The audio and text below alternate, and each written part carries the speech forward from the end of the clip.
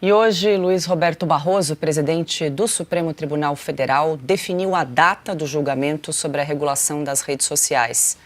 Segundo o magistrado, a sessão, que vai ocorrer no dia 4 de junho, vai retomar o assunto, tendo início com o voto do ministro André Mendonça.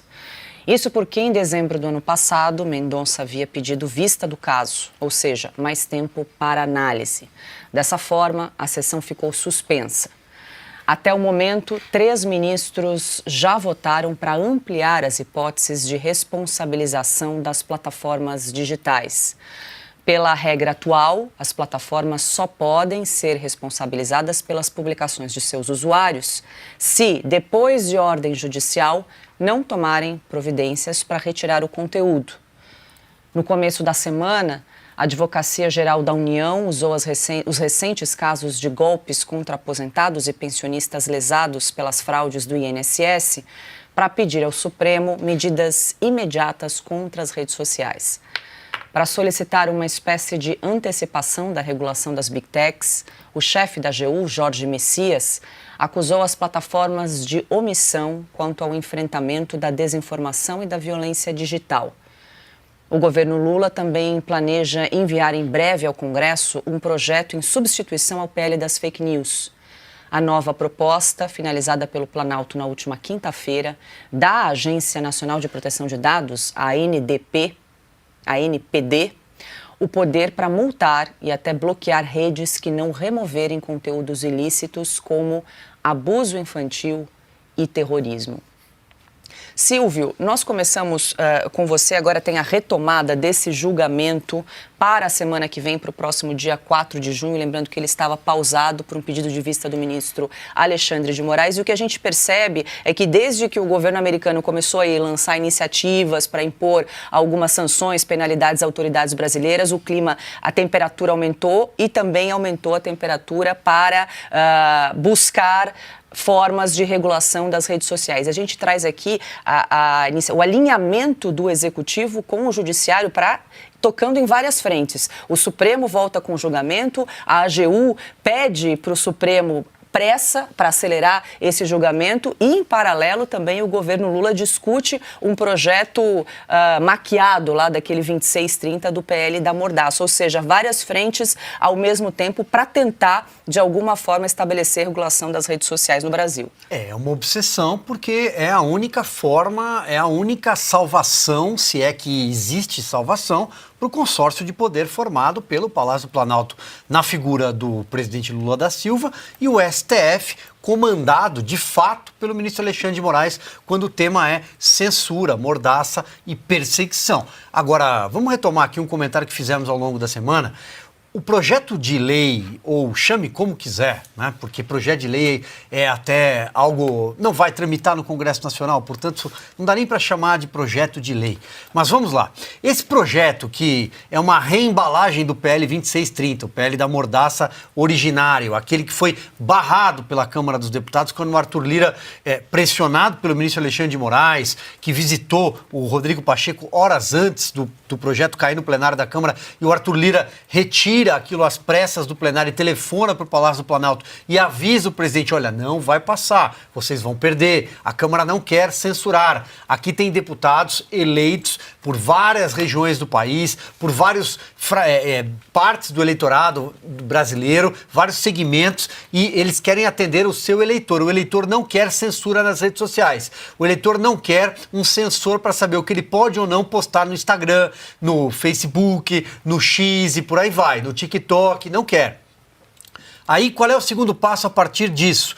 O Supremo Tribunal Federal decide colocar a mão com o discurso absolutamente inconstitucional, equivocado, de que se o Legislativo não toma uma decisão, o Judiciário precisa agir. Onde é que está escrito isso? Porque quando o Congresso Nacional decide não levar um projeto a cabo, não levar um projeto adiante, é porque não está maduro, porque ainda não está pronto para ser votado. Isso é uma decisão. Não votar é uma decisão. É uma decisão. Mas aí surge o discurso por parte do Judiciário de que, não, há uma vacância, há uma lacuna, então o Judiciário deve legislar. o que é uma afronta constitucional ao artigo 2º de separação entre poderes. E qual é o próximo passo? O governo faz um PL novo, de mentirinha, reembalado com, poderia ser batizado, já que vamos chamar de projeto de lei da Janja, porque esse é o discurso dela, depois que ela foi para a China e deu aquela declaração, né? Meu Deus, o que acontece? Porque na China quem critica é preso, por que a gente não pode prender aqui no Brasil? Ela só esqueceu que aqui ainda é uma democracia constitucional, apesar dos pesares. Então, esse projeto é para proteger as crianças, é para proteger os brasileiros de golpes. É mentira! É mentira. Isso é uma forma de lançar algo uma bola para dentro do Congresso Nacional. O Congresso vai devolver. O Marcos Pereira, presidente do Republicanos, terceirizou a resposta do presidente da casa, Hugo Mota, porque Hugo Mota não quer briga com o Supremo, está morrendo de medo, e isso ficou muito claro em relação ao PL da anistia. E o Marcos Pereira, como dono do partido, ele fala em nome do Hugo Mota: não adianta mandar para cá projeto de censura há cerca de um ano da eleição. Nós não vamos votar. E essa é a desculpa que faltava para o Supremo voltar a campo. E isso acontece, Paula, finalizando, paralelamente, claro, ao aumento da pressão dos Estados Unidos, a possibilidade de sanção. Tem até uma postagem recente, que a gente viu agora há pouco, Caute pode falar mais, Augusto, Piotr, eu passo aqui a palavra, que é concomitante. No momento em que o Supremo decide marcar a data, aparece uma resposta do governo americano. Já vou trazer essa resposta do governo americano. Tá aí então na tela. Olha, a produção rapidamente já trouxe para a gente que fique claro: nenhum inimigo da liberdade de expressão dos americanos será perdoado. Carlo Caute, explica para a gente o que é esse Bureau of Western Hemisphere Affairs. Então, esse aqui é o Escritório de Assuntos do Hemisfério Ocidental, ou seja, um subdepartamento do Ministério das Relações Exteriores dos Estados Unidos, do Departamento de Estado americano. Ou seja, há um ministro, que é o secretário de Estado americano, que é o Marco Rubio, e há, embaixo dele, vários secretários. Nesse caso, o secretário responsável por esse escritório, ele é responsável por todas as Américas. Os americanos chamam do Canadá até a Argentina o Hemisfério Ocidental. Então, esses caras olham para o Brasil. E esses caras sabem o que está acontecendo no Brasil. Tanto é que, em fevereiro desse ano, esse mesmo escritório tinha já publicado outro tweet muito claro. Não sei se o Binha temos esse outro tweet de fevereiro. Quando eu falava que o respeito à soberania é uma via de mão dupla com todos os parceiros nos Estados Unidos, incluindo o Brasil. Ou seja, fazer a menção direta ao Brasil. Bloquear o acesso à informação, impor multas a empresas sediadas nos Estados Unidos por se recusarem a censurar pessoas que vivem nos Estados Unidos é incompatível com os valores democráticos, incluindo a liberdade de expressão. Faz referência clara à decisão do ministro Alexandre de Moraes de bloquear o Twitter, de bloquear o Rumble, simplesmente porque eles se recusaram a fazer o quê? A fornecer dados e a bloquear perfis do Rodrigo Constantino, que é um cidadão americano que mora nos Estados Unidos. Ou Paulo Figueiredo, mesma coisa, cidadão americano que mora nos Estados Unidos. São empresas americanas sediadas nos Estados Unidos que atuam com cidadãos americanos. O Brasil não tem nada a ver com isso. Não tem nenhum direito de fazer isso. Agora, ser bloqueada no Brasil, ter contas bloqueadas, não só o X, o antigo Twitter, mas também a SpaceX. Só porque há um acionista que não é nem de maioria e em comum, isso, obviamente, pede vingança a todos os deuses da justiça do mundo.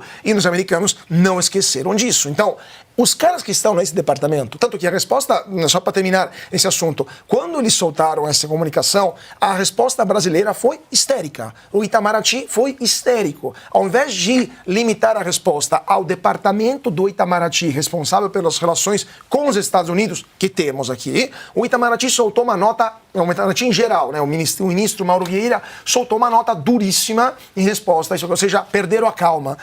O que vão fazer agora? Com essa última mensagem de hoje, o que eles vão fazer? Vão fechar a embaixada americana em Brasília? Vão expulsar o embaixador, que nem há ainda embaixador por aqui? Então, assim, o que vão fazer o quê? Que Marco Rubio nem atende ao telefone do Mauro Vieira, ignora o Mauro Vieira. Então, assim, o Brasil não está só na lupa dos americanos, mas está sendo humilhado em mundo visão pelos abusos que estão sendo cometidos por aqui.